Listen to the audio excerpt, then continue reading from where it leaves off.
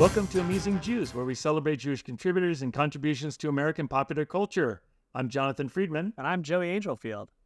Producer-engineer Mike Tomren is working somewhere behind the scenes. Amusing Jews is a project of Adat Chaverim, Congregation for Humanistic Judaism, the Shul Jewish Cultural Community, and Atheists United Studios. Hey, Joey. I first encountered anime back in the early 90s, when retailers who were selling Japanese cartoons to American audiences used a more obvious name, Japanimation. Today, anime is one of the most popular genres worldwide. The 2023 Anime Expo in Los Angeles drew over 390,000 people from more than 60 countries, and it's just one of dozens of major conventions held each year. But everything that becomes popular had a beginning. The origins of anime in America can be traced to one man, whose ingenuity, enthusiasm, and legacy are as ubiquitous as almost anyone else's in the world of animation. We're delighted to chat with Jennifer and Jed Laderman, daughter and son of television and film writer and producer Fred Laderman, known professionally as Fred Lad, who was responsible for introducing anime to the Americas. Lad adapted Astro Boy, Gigantor, Kimba the White Lion, Sailor Moon, and other Japanese animated series for English-language television. Jennifer and Jed, welcome to Amusing Jews. All right, thanks for inviting us. Thanks for having us on. TV animation was still in its infancy when your father, Fred Ladd, was hired by NBC in 1963 to make an American pilot for Osamu Tezuka's Tetsuwan Atom, which became known as Astro Boy. Saturday morning cartoons had begun in 1958, and the Flintstones debuted on primetime in 1960. Did you share any stories about those experimental days? These were shows back in the 60s, beginning in 63 and some of the other stuff he did in the late 50s. So I was pretty young, but I'll tell you what I do remember. That's not, in any other source. I remember Teacher. I remember the studio at 1600 Broadway. And back then, it was a different world. I remember the machines just filled with film editing machines. I remember Pablo Zavala, who's credited and Gigantor, in the cutting room. Yeah, there was a cutting room floor. And I remember that, all the little scraps of film on the floor. And then the recording studio and, quiet. As a little kid, that's the big deal, But I just remember all these shows were being done in one place. But again, this 1600 Broadway and right on the Macy's parade route, incidentally. And I remember we'd watch the parade, fortunately, from a stairwell, a poles open to the elements. In the, something like, on the fifth floor, something like that. I mean, you could literally stick out a pin and pop the balloons. Not that as a kid I ever thought about doing that. He was so busy. He was working on multiple shows at once. Just an incredible amount of work that he was doing. And he'd, run up the stairs and advise on another thing, come back and, do the reporting for Gigantor. And the other thing, although this he has mentioned, is that for the Astro Boy pilot, this was a space age. Everybody's getting excited about going to the moon. I guess JFK had just done his big moon speech. And I mentioned I'm interested in, did a lot of physics and astronomy, and that's probably where I got a lot of people know about the anime, but don't know he did a series called The Space Explorers and another thing called Big Worm, Little Atom, a wonderful, wonderful series about the coming space age. Big Worm, Little Atom was when the Army thought it was going to have its own space program like NASA. And so he was already into that. And as you may have heard, for the pilot of Astro Boy, he picked the original show. They wanted a pilot, but they wanted maybe a second episode. He looked at episode 2, that he felt kind of talky, and they were introducing the characters. But the third episode of Astro Boy was about a mission to Mars. And because it had more action, and because it was about Mars, and everybody's excited about the space program, he picked that one. And thought it would be a really good second pilot. Jennifer, you want? Yeah, it makes me think, first of all, really appreciate the question, because there was really a deep pleasure in going back and thinking about these things that I hadn't thought about for a long time. So thank you for the question. My brother mentioned that his love of science probably emerged from that. I would say in my case, my love of language probably came from my mother as well. Our mother, who was really a fan of poetry, and I found it only many years later had named me after a poem. But back to our father, You remember Jed at the dinner table and at mealtime, he used to love quizzing us about how to spell certain words. He'd throw out a word and say, "How do you spell da? How do you spell it?" And he'd say it. And so that showed in his writing because he was he was so aware of language, the uses of language. He had such an ear for that. And I also, we both went to the studio, and I remember being awed by the size of it. Now we've seen some people in more recent times, they have sort of like it's almost like phone booth size little studio in the basement somewhere. This was not that.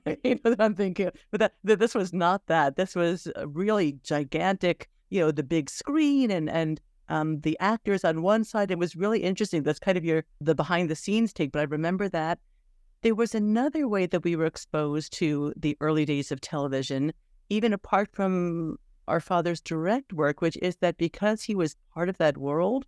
Remember we went on the show Wonderama? It was a children's show, right? That was a show where Little Adam was shown in, like weekly segments. The big world of Little Adam, 104 episodes about space. Sorry. And so it was a big deal to go on that show at that time, and it was not a pre-recorded show. There was a live audience.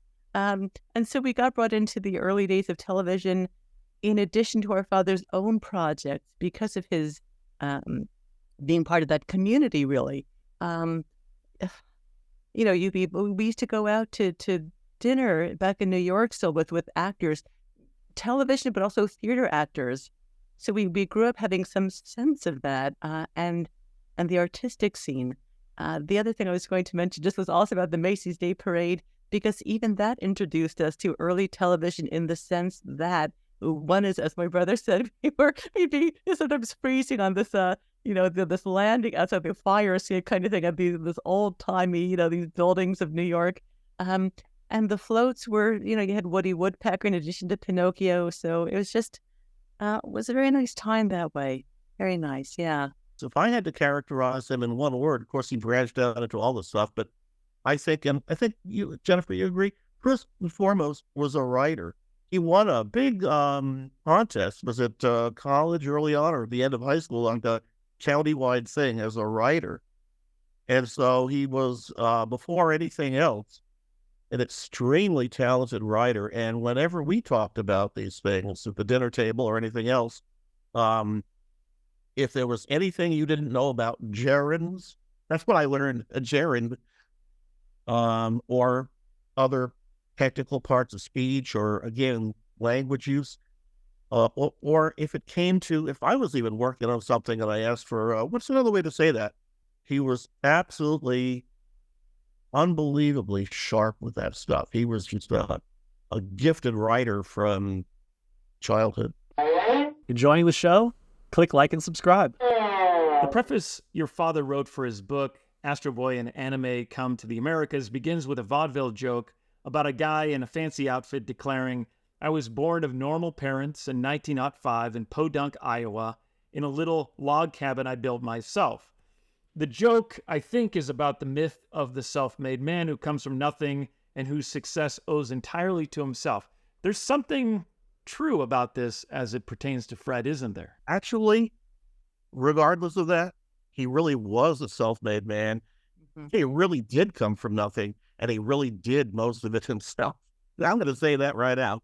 Let me explain. He did have collaborations, no doubt. William Caton, Bill Caton, who ended up being Mike Tyson's boxing manager. The original thing was my dad worked in when he went to New York. Out of college, was in an ad agency, first at a radio station, then an ad agency. Bill Caton, Al Singer, who I do remember, and Norm Prescott. They were the business people largely. They were the nuts and bolts people. But when it came down to being in the studio, actually doing the creative part, that wasn't anybody. That was him. He was there. There were writers, of course. Peter Fernandez did a lot of stuff on Speed Racer. My dad was very busy. Very involved with Speed Racer too, just advising, running up and down the stairs, doing 20 things at once, but couldn't take on that whole project. Peter Fernandez. There were other writers, of course, later on, especially when, they got parts of the scripts. But when it came down to it, they were the people who again, took care of the nuts and bolts stuff, and absolutely critical. That's part of a team. The actors were very much part of the team too. They liked working with him because precisely he was exactly what he said is what he did. I agree with what my brother said. I mean, our father was you knew who was directing everything, not in an aggressive way. Just that was his role. He was the one who hired people, who did the writing, who hired people to do the to work with, to translate from the Japanese into English and such. And he would direct the actors. And it's almost like what I said earlier about his ear for English. He had such a, for spelling, such his fondness for the language. He had such a good ear. The dubbing, everything is spot on. And that was all him instructing us, because I did a little bit of dubbing at one point too, going to the studio for Pippi Longstocking, the CBS Children's Film Festival, and instructing everyone and the actors were also top notch, top tier. But, our father telling everyone exactly when the plosives come, so he wrote the script to match exactly not only the timing, but where the lips close and such. And he just had a gift. He was a natural. And so people followed him because, number one, that was his role. And number two, he knew what he was doing. It was really amazing. The more that I go back and rewatch some of those programs, the more impressed I am, honestly, because you can see the quality of the dubbing, and that's not easy. And that's why, when you see people, they're always making fun of dubbing, like the mouth is completely off. That was never the case with his work. It's almost the only dubbing I can watch. And people loved him. It's true. The people he worked with, as my brother said, because he was also so fair to them. He paid them correctly. He never tried to take advantage of people. And maybe that's, in fact, I think that may be part of being, in a sense, indeed, a self-made man. He's got two brothers. They went into accounting and law. He was the odd one out. He was the creative genius in the family, really. What he had in common with his brothers, they're all very, very hardworking people who came from very, very, very modest means in the Depression in Ohio and made very good. I mean, his brothers did too. They all, they came a long way. But yeah. And their parents came directly from the Pale of Settlement. So these were not easy lives. So they really came from nothing. Nothing was ever handed to him. Everything was he put himself through college selling shoes. This was not somebody who had the silver spoon by any stretch. Didn't have parents who were in the business to kind of pave the way for him. It was all himself, getting work in the Catskills initially, and such as a waiter. And I think that gave him an understanding of the value of that for other people. Adapting Astro Boy and other foreign cartoons for American audiences sometimes involved editing out parts that might be too violent and adjusting storylines to fit American sensibilities. Fred's work in this regard involved editing, writing new scripts, casting voice actors, dubbing sessions, and adding music and additional sound. Although Tezuka loved what Fred did with Astro Boy, some anime purists feel these changes ruined the cartoons. But would we even know about Astro Boy, Gigantor, and maybe anime in general if Fred and his team hadn't done all of this? There was no way you were going to have Japanese animation the way it was produced in Japan on American TV. It wasn't, there was no avenue for it. It was a different world. And so, yeah, those shows simply wouldn't have happened. I don't know how long or form anime would have come by eventually, maybe. But that was just having Japanese animation on those handful of stations was already very risque, very cutting edge at the end. And there's a story that you may have read, that that's well known, that there were episodes he couldn't even salvage because it couldn't play on the network. There were network censors. In fact, there was one where he told Tezuka that that episode can't play. Although, he had 2 minutes of scenes for that whole show that he could play on American TV. That was it. Another story you probably heard is that in the original song for Astro Boy, there were no words.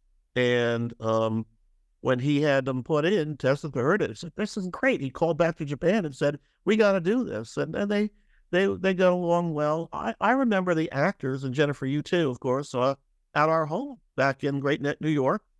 I remember the studio reps from Japan at our home having dinner, talking. We showed them around New York when our parents went to Japan.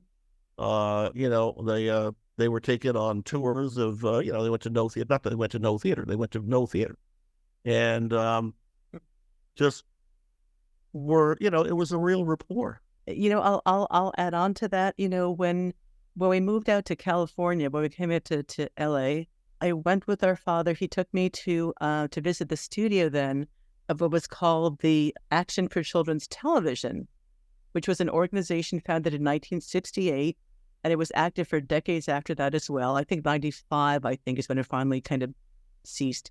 They were an advocacy group that was all about improving the quality of children's television. And they were pressuring Congress, this ACT advocacy group, and the FCC, the Federal Communications, right, to reduce violence and to eliminate violence in children's programming. And so the networks were also very nervous. It came to be that you couldn't sell anything, in fact, if it had a lot of violence. And a point that our father makes in the book is that while American cartoons then were becoming less violent, in Japan the violence was increasing in the storylines. And even Sailor Moon, our father cut scenes, scenes where there's like a plant that grabs her around the neck and her eyes start bulging, and another scene where she's having a dream that, and the scene in the cartoon is that the boyfriend has the boyfriend, not the enemy, the boyfriend has a sword and is about to behead Sailor Moon. So yikes, really would not have played well for a U.S. even today. It's as much as today programs think that the way to be cutting edge is to be crude and violent. Even now, it's shocking to hear these scenes. Right?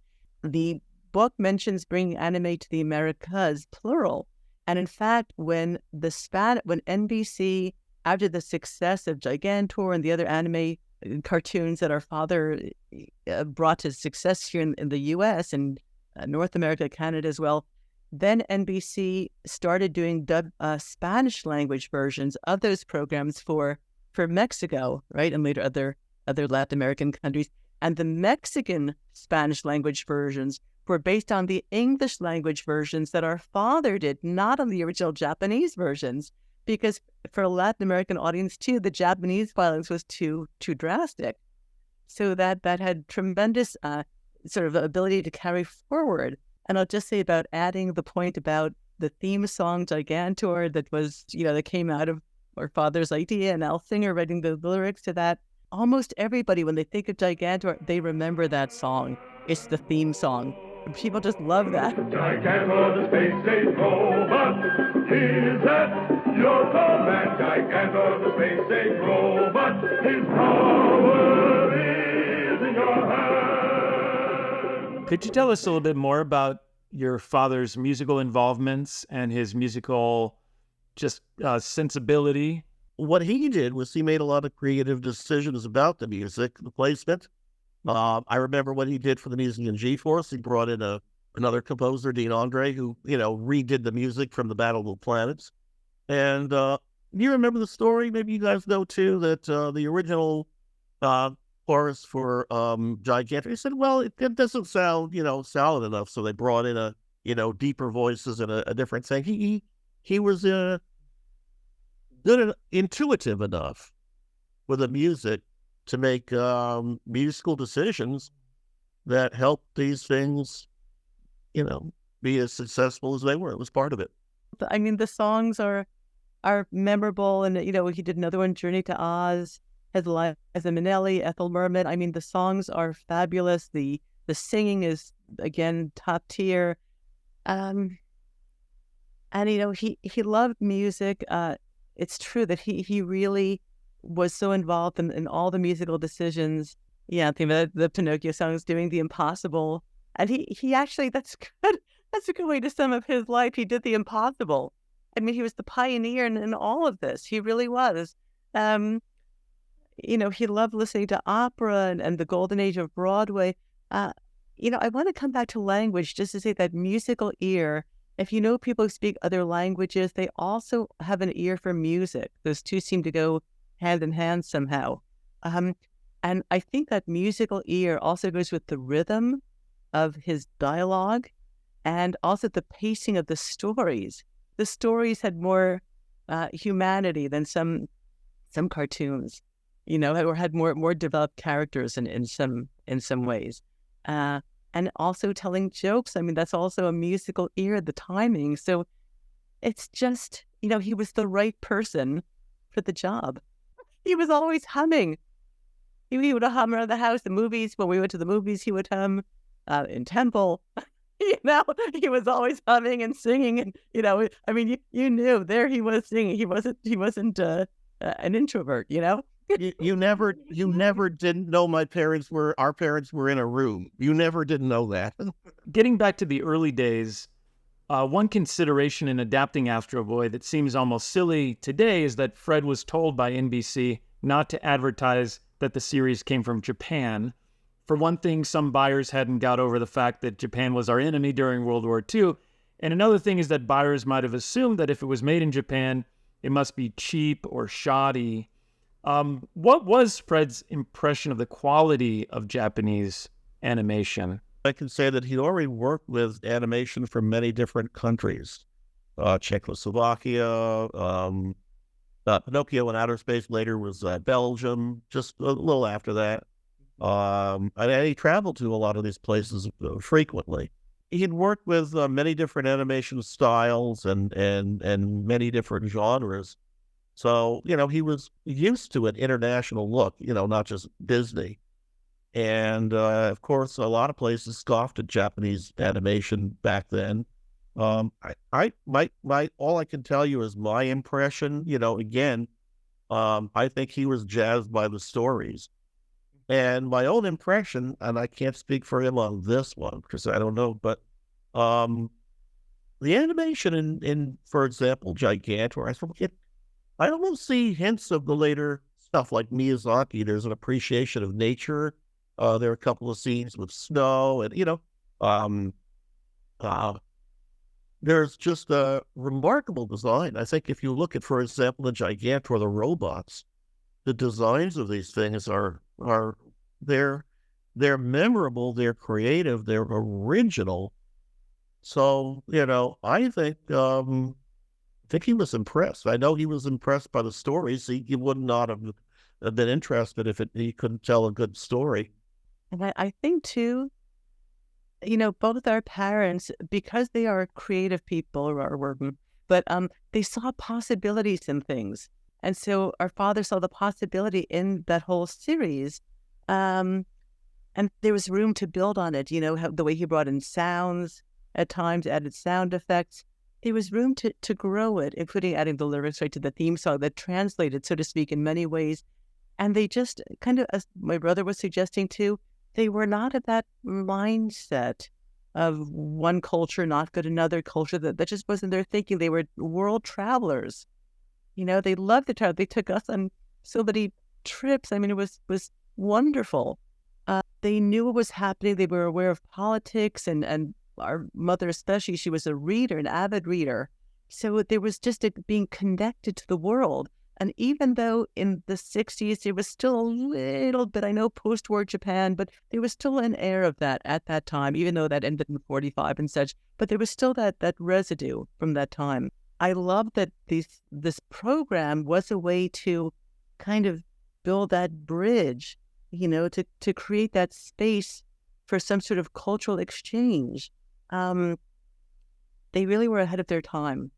They really were unique, and they were always ahead of the curve and ahead of their time with everything. All these it's the creative minds at work, and they're two creative minds, and they found each other, and it worked for all these great projects. So could you tell us a little bit about your mother's role in all of this? Our mom was an artist, and she did absolutely beautiful paintings, beautiful drawings. She was just a highly skilled artist. She went to an art school in New York, art high school, in fact, and she also did commercial art. She co-owned a printing business in New York City when she was young, and saying it was very unusual for a woman to do at that time. But again, she was also, not the kind of person to be bothered by anything like that. And pretty nice. They were both rather dynamic people.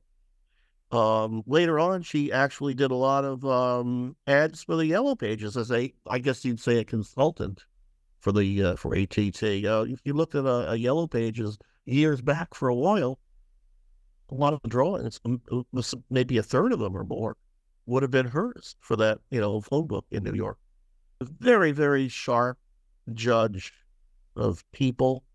Very, very excellent judge of she was really very sharp, is what I'm saying.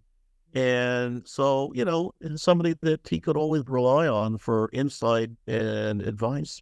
And something that she helped my father with when he was colorizing, because the networks then wanted cartoons that were in color at a certain point. And so he was asked to color certain cartoons. And I remember so well that she had these, because she was an expert in color as well. So she had different cellophane, because of course there were no computer, but you could just on a computer see how it would look, right? So she had these, do you remember like these sort of cellophane, she would play with the primary colors, the red and the blue and the yellow, and teach my father, showing him different ways that it could look and how to achieve that kind of color. So she was instrumental on the visual side, certainly. That's another issue that comes up from time to time in animation, and I get that, but that was a different era again. I mean, the idea, to him as a kid, the idea that something could be in living color, as I said, on NBC, that was, you figured, well, every artist back then just wished they could do that. Some of them expressly said so. So, I remember one funny thing our dad said, that when he was a kid and he heard about television, this new invention, said, well, how is that going to work? And he told us, he imagined reels of film flying through the air.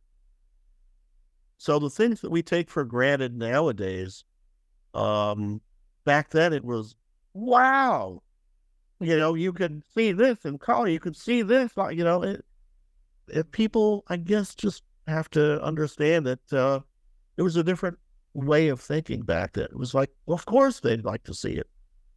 And, it makes you remember another way that our mother also was instrumental. Our father was, he would pitch projects because he was his own boss for the great majority of his career. There's this one time he took another stint, but really he was his own, self-made in this way too. So he was constantly pitching, and it's been really a pleasure to, we have the various letters from him here and the humor, just that it's so interesting to see the way he would approach things. And our mother would be the one, my brother mentioned that she would work with print and font, I remember the rulers, to make sure that the letters aligned. She would prepare the visual. So my father would type up the letters, but our mother would put together the packaging for it, so that it looked great. It had a great cover, and it was all hand done. Even letterhead. I have some letterhead I remember so well for the company, for Entercolor. I remember so well her drawing the letters and putting those in. It's just got her stamp on it everywhere, So so she was the woman next to the man, I guess I would say. We kind of already segued this direction, but from 1968 to 1974, Fred oversaw the colorizing of black and white cartoons like Betty Boop and Looney Tunes with his company Color Systems Inc. This process was done in Seoul, South Korea. Today, there's a thriving animation industry in South Korea with many popular TV shows like The Simpsons and King of the Hill animated there. Is it accurate to consider Fred Ladd a founding figure of the Korean animation industry as well? Well, let me tell you something that I know about the Korean animation industry. Okay, that's it. I needed that. However, here's what I do. Here's what I do know. He made he made many trips there. Jennifer, you pointed out he was there at the inception. That's what I said at its inception. So before before Japan started outsourcing programs, even certainly. And as you mentioned before, The Simpsons and King of the Hill, our father, as usual, was ahead of the curve. From the very outset of it, he was there. Everything they did, they really were. I know. I feel like these days the word visionary is so overused. But before anybody used that term for their kind of websites, they really were, And we had, I remember Mr. Song. I mean, we had people from Korea also come to the house and have dinner with us. It was such a congenial relationship with Korea as well, and our father, again, from the inception, from the very beginning of the animation industry in Korea too. And the way that both our parents, I think, were able to sustain this kind of lifestyle, they had such stamina. Our father, he would take trips. He would go to Korea and Japan for 2-3 days and come back. Without giving you a number, he was doing that long after, like decades after most people retire. He would still, he'd go to Japan, fly overnight, do meeting, like a teenager, and come right back, and then just start working again. Was just an amazingly energetic person. Are there efforts to keep Fred Ladd's memory and legacy alive in the anime community? We take the legacy very seriously, and we have been, like converting some of the other stuff into a more updated format. And it's a challenge, a blessing and a challenge too, because, it's a tremendous amount of material. It's a whole career. And, we're just getting to know this stuff, even though we both were involved. Even, by the way, people don't know, he did a marvelous bunch of animal family pictures for Discovery Channel. He did a lot of other stuff too, in between, or, just a variety of stuff. It wasn't all anime, although that's obviously what he's best known for. He had a very varied career. For anybody who watches those programs now, and you can still find, you can get in the DVD and such, and find it online now. And for us, it's just when we hear the writing, it's like he's right there. It's completely his humor, his wording, and Jed and I, we'll look at each other and we'll be watching an episode, and exactly the same moment, well, that's Dad. For example, watching Gigantor, we hear a line and go, "That's it," the personality's right there. The type of humor, the whole thing, yeah. When we watch the shows, it just reminds us, because his personality definitely was in there. And I can tell you a real quick story. We were at dinner once, and I remember at the dinner table, dinner at a holiday celebration somewhere. And I remember somebody asked him what he did for a living. He said children's programming. That's what he said.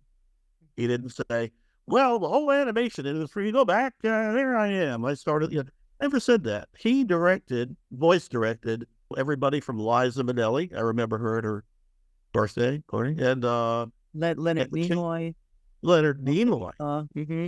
And, to Lauren Green, to Ethel Merman. I mean, lots of Hollywood people, lots of very well-known people. You'd never hear a thing about it. He'd never, somebody asked him what he did. Children's programming.